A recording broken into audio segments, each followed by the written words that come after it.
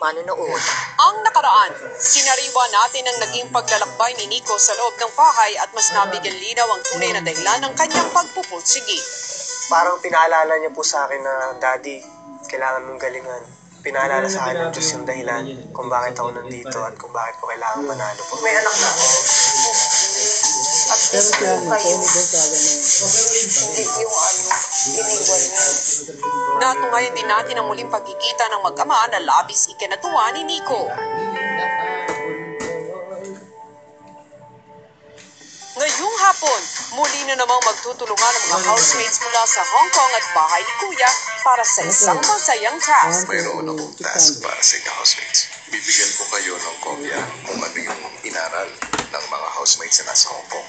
Kailangan ay maaral nyo rin kung ano ang ginawa nila doon o pinag-aralan din nila doon na lightsaber routine. Tutukan din ang mga masasayang tagpod na mula sa pinagsamang kulit ng housemates mula Hong Kong at Pinas.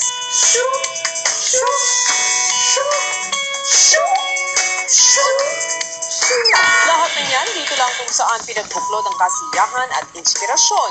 BBB Lucky Season 7, mga kwento ng Dream Team ni Kuya. Sa pagdating ng anak ni Nico sa Hong Kong Disneyland, binigyan muna sila ng oras para mag-bonding at pansamantalang humiwalay sa mga kasama. So, paano? Pinagbigyan ako ni Kuya. Maraming salamat sa inyo. Quality time muna kami. Yay! At ikaw, Mike, kung marunong ka makiramdam, iwan mo muna sila. Ayoko! Mag-arise ako! Ayoko po naman. Nakatayo ka na kami ha. Salamat. Ingat. Ate, baka kayo iwan niyo ako. Hindi, iwan niyo ako.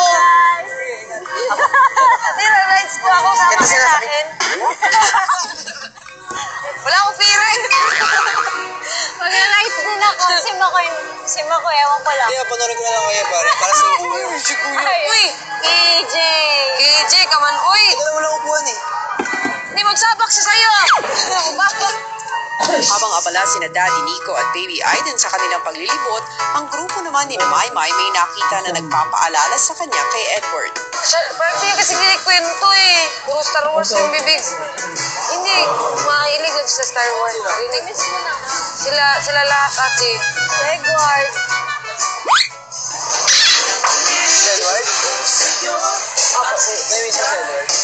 Oo, sila kisses.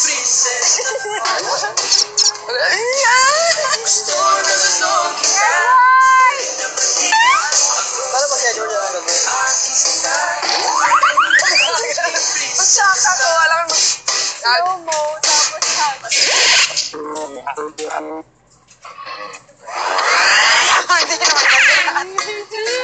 Ay, puro kayo kiri.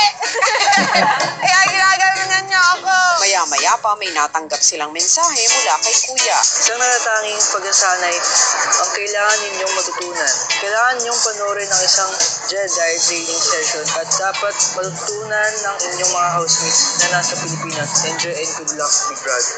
Agad nilang sinunto ng lugar kung saan ginaganap ang Jedi training at sa kanilang paglalakad may biglang Oo, may.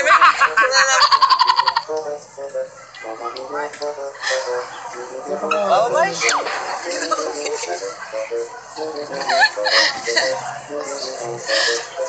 Diyan ko.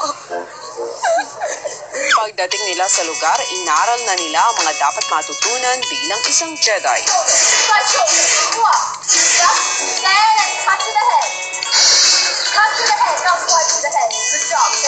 Lock! Lock! Lock po. Yuko! Pwede.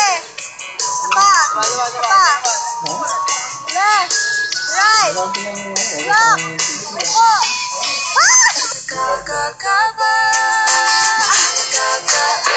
Matapos mag-ensayo ng steps, ginawa rin nila ang video na ipapagaya sa mga kasama sa loob ng bahay. Left, right, lock.